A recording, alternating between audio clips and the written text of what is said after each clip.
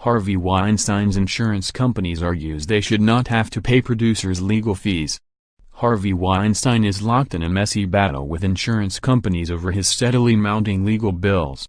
The insurance giant Chubb and other carriers that wrote liability policies for Weinstein and his film company are arguing in court that they shouldn't have to pay for his defense against allegations of rape and sexual harassment. The policies, they have written in court filings, specifically excluded coverage for such blatantly egregious and intentionally harmful acts. Mr. Weinstein has nevertheless repeatedly attempted to foist his defense of these lawsuits upon the plaintiff insurers, lawyers for the companies wrote.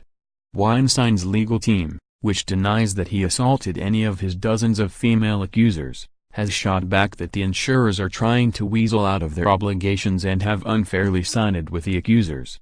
In court papers, they said Weinstein and his company had paid the insurers a fortune in premiums during the past 25 years.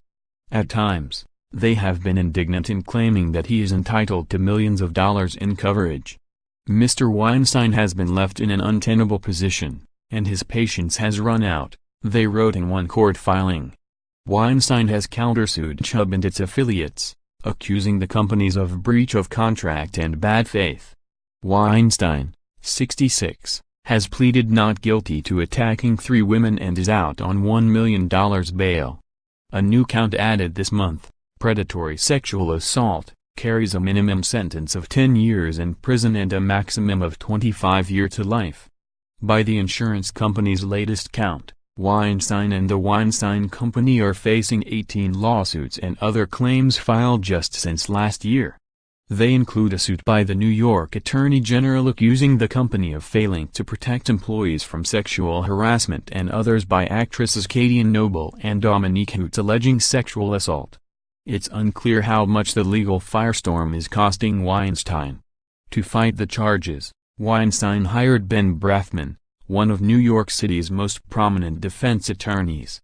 His team also includes private investigators trying to turn up evidence that backs his claims that the encounters with the alleged victims were consensual.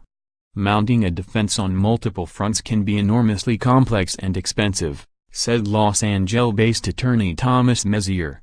Messier, who helped Michael Jackson win acquittal in his 2005 child molestation trial and was on the legal team for Bill Cosby when he was convicted in his second sexual assault trial, said that how the insurance feud turns out hinges on what constitutes criminal versus negligent behavior.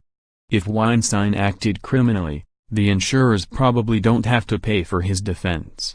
The question about where one begins and the other ends can be fuzzy, he said.